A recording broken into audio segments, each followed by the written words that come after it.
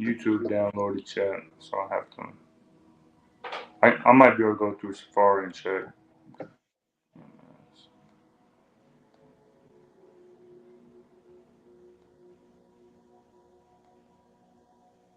I should get one. Yeah, we are. Oh, it's live. Mm-hmm. How can I get a notification? I didn't get. I just looked it up. All right. Shalom. Shalom. First and foremost, before we begin, giving all praises to Yahweh, But Hashem, Yahweh yeah, Shai, Hashem, Rachah HaKodash. The honors go out to the apostles and elders of Great Millstone who rule and teach well. Shalom, wa barakim to you, brothers and sisters out there. All right, the title of this lesson is Reincarnation is Indeed Biblical. All right, which reincarnation basically, the word just goes into back in the flesh. And it's not like Hinduism. You know, if you're an Israelite, you're gonna always come back as an Israelite. You're not gonna come back as a fucking dog. You're not gonna come back as a grasshopper. You know that's where they mix in all that fairy tale bullshit. But you do come back, and it's every third or fourth generation, which of course we're gonna prove that. But to start, this is Ecclesiastes 1:9-11. This is King Solomon who wrote this. And if you can receive it, this is Yahweh Shai in a past life. It says, "The thing that hath been, it is that which shall be, and that which is done is that which shall be done, and there is no new thing under the sun. Is there anything whereof it may be said, see, this is new? It hath been already of old time which was before us. There is no remembrance of former things, neither shall there be any remembrance of things that are to come with those that shall come after." So there's nothing new under the sun, meaning even people, they come back. But like it said, there's no remembrance of former things. So you're not going to come back and remember what happened in your past. Because although we know that as an individual self, what you are is a spirit. But when you come into a body, you have a new brain, you have new memories, you know, you have a new appearance. So you can't remember. It's kind of like if you buy a new game console. If you buy a new game console, you're the same player, you're the same person, you know, in the sense of that, but you're not going to have the same games. It's not going to be there ain't going to be saved memory on there. You got to start fresh. And that's how it is when your soul is put into a new body, which is why you don't have remembrance of former things, which is also a good thing, if we're going to be honest, because that would be a lot. mm-hmm. Um, I got this in Revelation 1 and verse 7. Revelation 1:7. Behold, he cometh with clouds, and every eye shall see him, and they also which pierced him, and all kindreds of the earth shall wail because of him, even so, amen. And they're speaking about the return of Yahweh Shai, which is nigh to come. And what it said that he coming with the clouds, which is the chariots. It says that every eye shall see him, and they also which pierced him. And we know that it was those Roman centurions, those Roman soldiers that pierced Yahweh Shai in the side, man, back when he was on the cross. And it said that they also which pierced him. So even them who pierced Yahweh Shai back then is going to see Yahweh Shai. And how are they going to see Yahweh Shai? Through reincarnation, man. Reincarnation is biblical. It says, and they also which pierced him, and all kindreds of the earth shall well because of him, even so all men. So them Roman centurions, them Roman soldiers that pierced Yahweh back then are here today, man. And when Yahweh returns, they're going to see Yahweh and be like, oh shit. They're gonna know, man. You got it. This is Matthew 16 and 13-14. It says, "When Yahushua came into the coast of Caesarea Philippi, he asked his disciples, saying, Whom do men say that I, the Son of Man, am? And they said, Some say that thou art John the Baptist, some Elijah, and others Jeremiah or one of the prophets. So this shows that the Israelites, majority of them, at least of the circumcision, believed reincarnation, which is why it wasn't far fetched for them to say that Yahushua could have been Jeremiah or Elijah coming back. All right, which also even Yahushua tells us that John the Baptist is Elijah that was prophesied to come back. I got that for you. Okay. Um, and you got it. Matthew 11, and I'll start at verse 10. For this is he of whom it is written, Behold, I send my messenger before thy face, which shall prepare thy way before thee. Verily I say unto you, and this is written in red, so Yahweh speaking. Verily I say unto you, among them that are born of women, there hath not risen a greater than John the Baptist. Notwithstanding, he that is least in the kingdom of heaven is greater than he. And from the days of John the Baptist unto now, the kingdom of heaven suffereth violence, and the violent take it by force. For all the prophets and the law prophesied unto John. And if ye will receive it, again, and if ye will receive it, this is Elias, which was for to come. Right. And he's not the only one that gets reincarnated. But the reason why it's putting so much emphasis on him is because it was a prophecy and because he's a key character in this ministry, which he actually came back in recent times as Abba Bivens, which is why the truth basically came back upon the earth because how about Shemel Shai put a spirit on him? And he was the first one to basically, bring out the word in its entirety, and we see how far that's came. Mm-hmm. Which that was also heavy because it was, in that he said that the least in the kingdom of heaven is greater than him. Mm-hmm. That shows that John the Baptist was very lowly, and you have a lot of people that were in high positions at that time that weren't worth shit because they were full of wickedness because they weren't right. So, Daniel. standing my lot, yeah. Daniel chapter 12 and verse 13. I believe he said the same thing to John, which through the Spirit, that's the same person. So Daniel 12 and 13. But go thou thy way till the end be, for thou shalt rest and stand in thy lot at the end of days. So Daniel lived during the Babylonian and the Persian Empire. And here we are in the feet of the statue. So is Daniel still here in terms of that? Right. No. It said he's going to rest, meaning he's going to go to the spirit realm.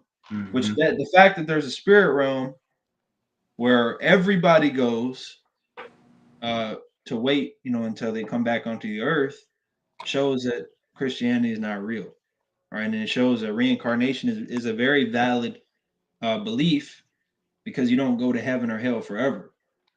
You go into the spirit realm, in the third and fourth generation, you come back.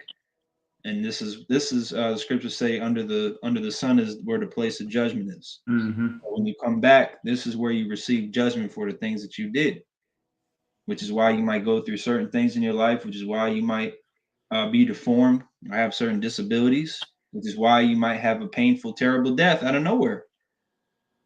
A Mm-hmm. seemingly good spirited kid that loves sharing his toys with other kids, he got struck by 3 stray bullets that was set up by the Most High Right. for judgment that he had did in his past life. Which Mm-hmm. that's why you don't really think too hard on certain things because the Lord said his thoughts are above our thoughts. Can't get caught up in emotions. The Lord knows all the souls on the planet Earth. He knows who's an Israelite. He knows who's not an Israelite. He knows who's righteous. He knows who's wicked. Let him deal with that. Focus on your salvation. Right. Yeah, I got this in Exodus 34:7. And I'm going to get it in the NLT. It says, I lavish unfailing love to 1,000 generations. I forgive iniquity, rebellion, and sin, but I do not excuse the guilty. I lay the sins of the parents upon their children and grandchildren. The entire family is affected, even children in the third and fourth generations. And I want to, before I say anything else, I want to get this and like Ezekiel 18, was it 18 and 20, I believe. So it said that the Lord said that He will lay the sins of the parents upon their children and grandchildren. This is Ezekiel 18 and verse 20. The soul that sinneth, it shall die. The son shall not bear the iniquity of the father, neither shall the father bear the iniquity of the son. The rights of the righteous shall be upon him, and the wickedness of the wicked shall be upon him. And when you read it at first glance, when you just read it, it sounds kind of like a contradiction. But really, there is no contradiction with the scriptures, man. It's just that whether the Lord Yahweh Shemi Yasai has given you the eyes to hear and the eyes to see and the ears to hear, or He's blinded you.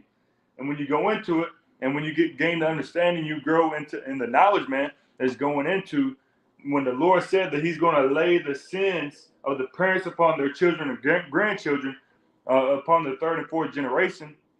It's going into the parents coming back in that third and fourth generation to receive the judgment that they of what they did in their past life. Because what it said that back in Ezekiel 18 and 20, that the soul that sinneth, it shall die. And it says the son shall not bear the iniquity of the father, neither shall the father bear the iniquity of the son. So we know through the Ezekiel 18 and 20 that that if the father sins, the father is going to pay for his iniquity, and the son is not going to pay for the father's iniquity. So that's going into as we read in the Exodus 34, as well as in Isaiah 14 and 21. Prepare slaughter for the children, or prepare slaughter for the children for the iniquity of the fathers. What's that talking about, man? That's when you read it, you would think that's contradiction, but that's just the fathers coming back in that third or fourth generation through what we call as and what is known as reincarnation. You got it. I got this Hebrews 7 and 27. This is dealing with Yahushua and how he's the high priest. And it says, because it's the duty of a high priest, it says, who needeth not daily as those high priests to offer up sacrifice, first for his own sins and then for the people's, for this he did once when he offered up himself. So because he was the ultimate sacrifice of lamb without blemish, but it said first for his. So the question would be, if he's a lamb without blemish and he never committed sin, which he didn't, then how is he paying for his sins? Right. It's because of his past life. When he came as King Solomon, he's paying for those sins because King Solomon didn't receive judgment. He died peaceably.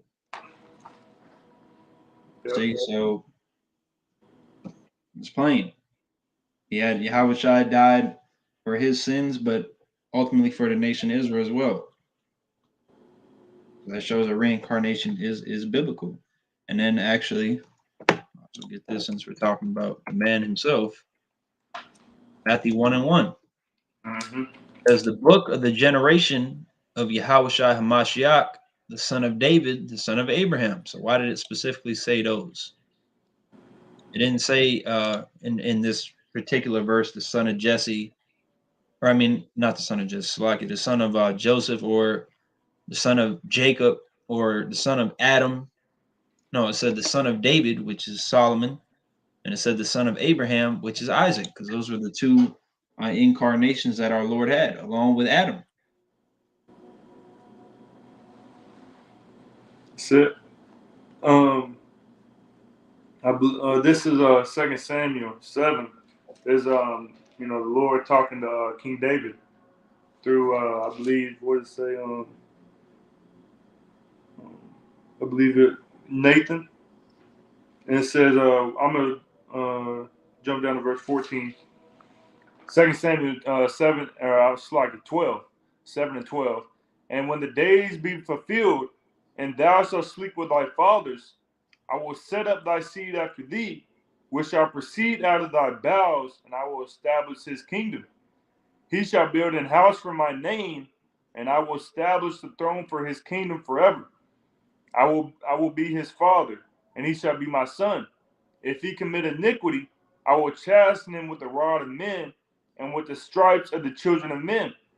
But my mercy shall not depart away from him, as I took it from Saul, whom I put away before thee. And that's going into King Solomon, man. It said, "What? I will be his father, and he shall be my son. If he commit iniquity, I will chasten him with the rod of men and with the stripes of the children of men." Going into King Solomon, man. And what happened? King Solomon committed iniquity after he fell away in his old age from those strange women. And when he fell away, man, he didn't receive the stripes of men. He didn't get chastened by the heavenly Father, man. But like the brother said beautifully, when he paid for his sins that he committed during that reign, during when he came back as King Solomon, man. I believe there's another one in the Psalms going into the same thing. I believe the stripes of men. Not it might be in Isaiah is the one I might be thinking about. Let me see Are if you I can. talking about like getting persecuted or Yeah, like getting beat? yeah, Yeah, like the prophecy of Yahushua. yeah. That might be what I was thinking about. Let me read this for you. This might be it. Wait. Um, Isaiah 53 and 4 to 5. Surely he hath borne our griefs and carried our sorrows, yet we did esteem him stricken, smitten of God, and afflicted. But he was wounded for our transgressions, he was bruised for our iniquities. The chastisement of our peace was upon him, and with his stripes we are healed. Mm-hmm. So, yeah, I think that's what I was thinking about. I think there's another one I was thinking Oh, about. well, let me get this. Verse 6. All we like sheep have gone astray. We have turned everyone to his own way. Yahweh hath laid on him the iniquity of us all. So when did the prophet Isaiah and the other men of the Lord back then, the priests, the warriors, when did they get a chance to follow Yahweh Shai? Right. That's one thing that never made sense about the Christian doctrine, especially that was a part of the Old Testament. How did they get to see Yahweh Shai and believe on him? They wouldn't. So they're just waiting, in limbo. Like, no, come on, bro. It doesn't make any fucking sense. So it's very evident that reincarnation is in the Bible because it told us that we would well, he told Jeremiah he would discontinue from his heritage. Did That's, Jeremiah wake up 3 months from them with amnesia and forget he was an Israelite? No, no. He died knowing he was an Israelite.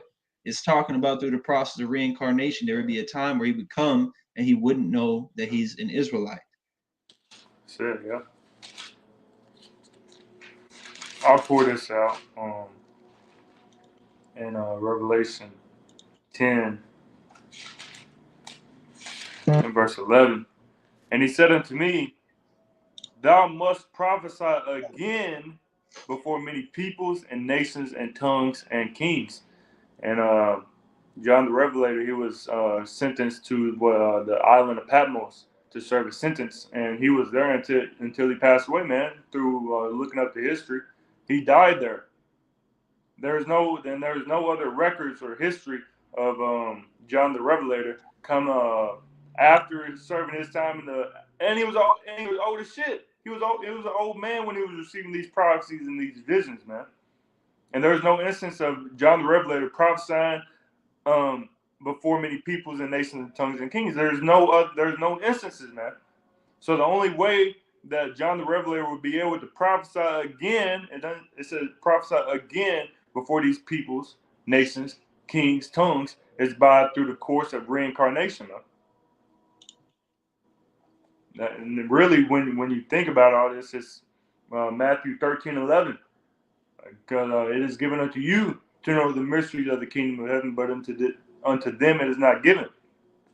It's not given to everybody, man. It's only given to a select few. It says what? Many are called, but few are chosen. It's only given to a select few, man, because the Lord isn't dealing with everybody. He don't want everybody to know this, man. But he wants the elect to know this, to have the understanding and be able to, be apt to teach and be able to be ready when that time comes to prophesy, man. And this is part of it, man. Knowing these things, man. You got it. Um, let me get this.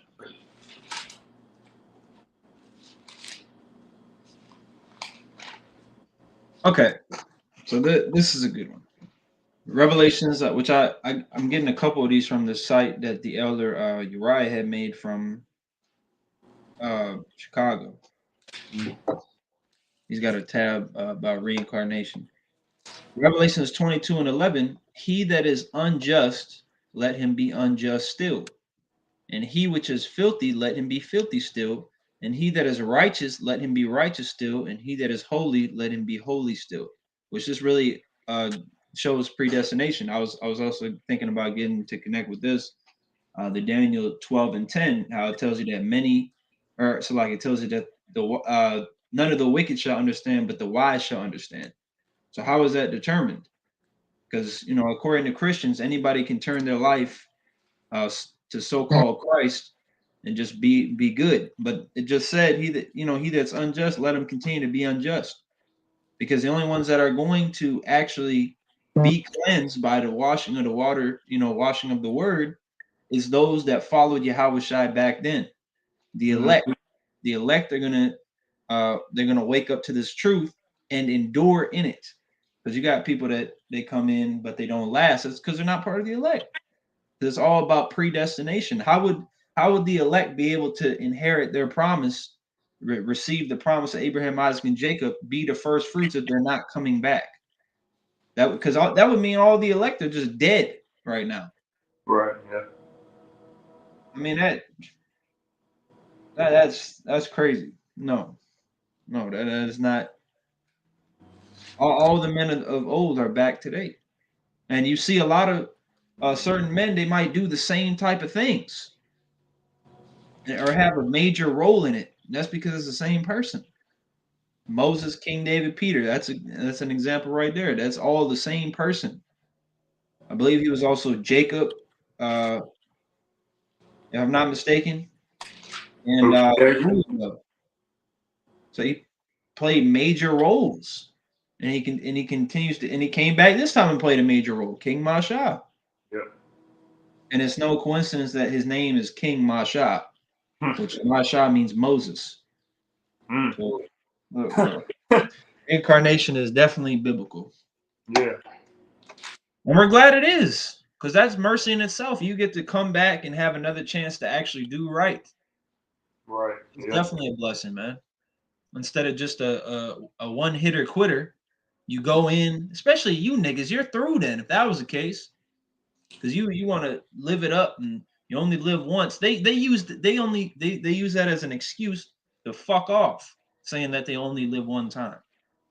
The reality is you live many times, but this is your last chance to get it right. Because once you Right. die, you're not coming back again. We ain't got much longer. Well, this is it. This is your last Pac-Man life, man. So you're right. Right. Ain't no reboot better this, man. No, there's no reboot. No card. Man, It's car expired. expired. Yeah, it's gone. That's it. I didn't have anything else, bro. Okay. Well, Unless you want me to get something for you.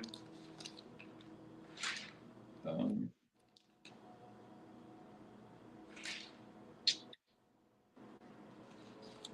oh, get second Ezra 16. Oh yeah, yeah, yeah.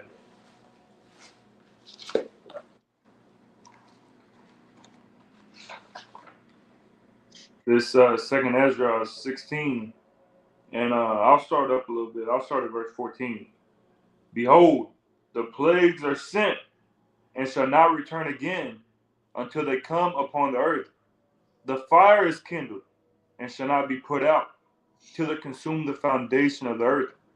Like as an arrow which is shot of a mighty archer returneth not backward, even so the plagues that shall be sent upon earth shall not return again. woe is me, woe is me. Who would deliver me in those days? Right. So he's saying, who's going to deliver me in those days? Why is he worried about that? That ain't going to happen for thousands of years. Right? Worried about it because he knows he's going to be there. He's going to be in that time. All the prophets knew that. So that proves it right. So he knew. Israelites knew back, which decent amount of Jake. It's not hard for them to grasp that idea now. It just it only makes sense. It wouldn't Right. make sense for you to just be sitting up in the spirit realm, forever. Now we know, like, when it talks about, like, in Revelation 6, the martyrs, they're waiting in the spirit realm because they died this time around. They didn't die 1,000 years ago, and they've been waiting ever since. They came back. They died this time, whether it was, just in the truth or being a martyr in the coming times. That's when they're waiting for judgment to be executed. You don't have, you don't have Moses himself, still, you get what I'm saying. I don't need to over explain. It should be the point is really made. There's like, you also got to keep in mind, there ain't gonna be a scripture that's gonna literally tell you you're gonna be reincarnated in 50 years. It's not That'd in be there. too easy. Huh? It'd be too easy. Yeah, it'd be too Everybody would get it. easy. Everybody would get it. But then also there's certain things that we bring out now that was commonly known back then. Right. So it didn't need to constantly be talked about. They didn't need to always bring up reincarnation because they already knew that. It wasn't something, some crazy. It was already known. Just like there isn't a ton of color scriptures. Because Right. like, and then with Esau, they didn't really go too far into that other than saying he was red because look, well, no, actually, I'm saying they made it like known that wasn't a common way you're supposed to look. Like, Mm-hmm. it was bugged out that he looked like that. Right. It doesn't need to say white people, are fucking cursed and all. Like, it's not going to use that modern terms. Right. But that was it because I don't talk too goddamn much. I got one. Okay, we'll close on that. Yeah, I'm just done just talking. like when you go into Esau's name, it goes into what wasted away is he, because he didn't have no pigment, or it's like he didn't have no melanin. He was red as can be.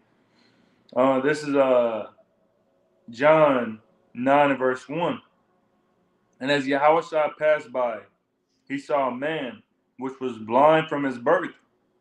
And the disciples asked him, saying, Master, who did sin, this man or his parents, that he was born blind? Yahushua answered, Neither hath this man sinned nor his parents, but that the works of the Most High should be made manifest in him. And then it goes on to where Yahushua healed him so that he could to bring forth the Most High through his only begotten Son Yahushua's power, and because he healed him, and then it goes on to read that he healed him and he was able to see again. But they asked him, they said, who sinned, this man or his parents? And it was true that neither did sin. He was born blind because sort of the powers of Yahweh Shem Yasai could be made manifest. But like the brother was going into earlier, it was commonly known that if you sinned, that you would come back. You would be judged when you came back. Like when you see people come back with a missing arm, you see people come back disabled. They may be stupid in the head. That's because of what they did in their past life. Like the brother you call, man, he sent something bugged out in the chat the other day. That dude was fucked up, man. And then, but through the understanding of the scriptures, we know that he did something in his past life, and you don't have to do. It don't have to happen as soon as you be born. For example, when my cousin, he was real strong. He was living the good life, man. And then out of nowhere, he runs out in front of a car and he gets hit by the car, and now he's disabled the rest of his life. He can't shit by himself, man. He can't do nothing by himself. He's stuck in a wheelchair the rest of his life. And then when you're coming to find out, he did something in his past life to to get that judgment, man. And that's why the disciples asked him, who sinned? Him or his parents? Who sinned? That's because it was commonly known back then, man, that reincarnation was biblical. And if you come back fucked up, that means you did something fucked up in your past life, man. Yep. Which that's righteous because Right. it shows that you can't just have some serial murderer who murders 18 women and just shoots himself and he never faces judgment. No, he's gonna come back and he's gonna get jacked up. Right. Yep. Yep. Exactly. The P. Yeah. There's a major judgment coming for Esau, man. They gonna get it in the reincarnation. What it say? Prepare slaughter for his children for the iniquity of their fathers. They gonna get fucked up on this side. What's that? So that's a reincarnation scripture too, right there. Yep. You can get fucked up, and then when Yahushua returns, and then through the course of reincarnation for 1,000 years, Esau, you gonna get fucked up, man. Every day. Definitely gonna come out crying out the womb because you gonna. Yeah. Shit. Spirit world gonna be the only rest you get, nigga. But that's all I have. That's if that even lasts.